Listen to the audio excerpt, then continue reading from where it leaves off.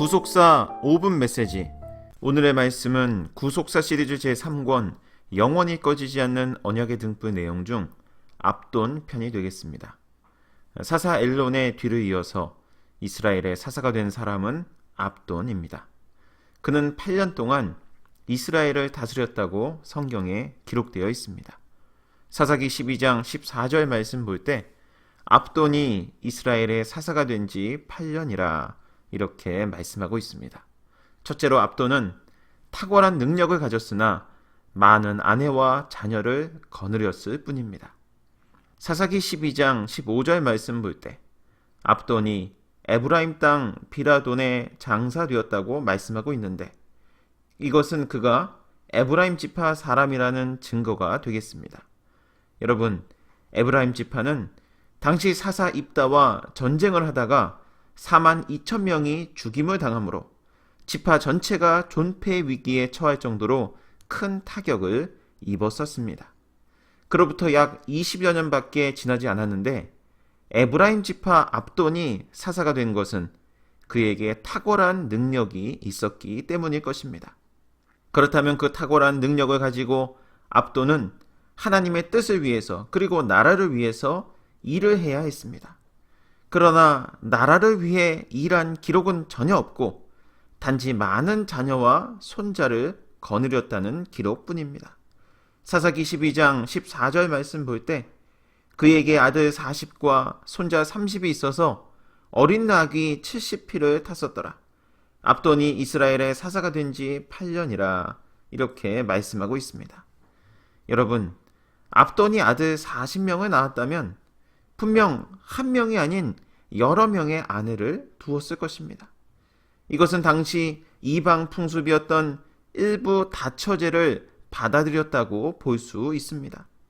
따라서 압돈의 시대가 겉으로는 평온해 보였을지 모르나 신앙적으로는 많이 해이해지고 죄악으로 부패한 시대였음을 보여주는 것입니다. 두 번째로 압돈은 사사였으나 개인적인 일에만 몰두하였습니다. 성경을 볼 때 압돈의 관심사는 신음하는 백성들을 구원하는 일이 아닌 크게 두 가지 일이었습니다. 첫째, 자기 자식들을 결혼시키는 일이었습니다. 사사기 12장 14절 말씀 볼 때 압돈에게는 손자가 30명이라고 말씀하고 있습니다. 그러므로 압돈은 사사 입산이 그러했듯이 사사로 활동하면서 아들들을 결혼시키는 일에 상당히 몰두했음을 보여주는 것입니다. 둘째, 부유하게 사는 일이었습니다. 사사기 12장 14절 말씀 볼 때 아들 40명과 손자 30명이 어린 낙이 70피를 탔다라고 말씀하고 있습니다.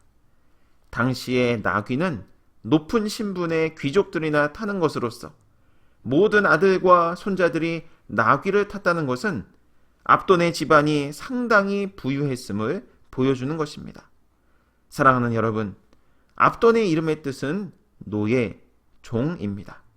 따라서 압돈은 하나님의 종으로서 앞으로 닥칠 미래를 바라보면서 백성들을 하나님의 말씀으로 양육하고 깨우쳐야 했습니다. 그러나 압돈은 하나님의 종이 아닌 사람의 종이 되어 사적인 일을 하는 데에만 힘을 썼고 일생을 투자했던 것입니다. 그렇다면 저와 여러분은 하나님으로부터 귀한 사명의 자리에 부름을 받아 하나님의 종으로서 하나님의 일을 하고 있습니까? 아니면 사람의 종이 되어 자기 일만 구하고 자기 욕심만 채우려고 헛된 일에 분유하고 있습니까? 사랑하는 성도 여러분, 오늘 하루도 사사 압돈처럼 하나님으로부터 사명을 받았지만 자신의 일에만 분유한 사람의 종이 아닌 먼저 하나님의 뜻을 생각하고 이 뜻을 많은 사람들에게 전함으로 하나님의 종으로 인정받아 복을 받는 저와 여러분 모두가 되시길 주님의 이름으로 축원합니다.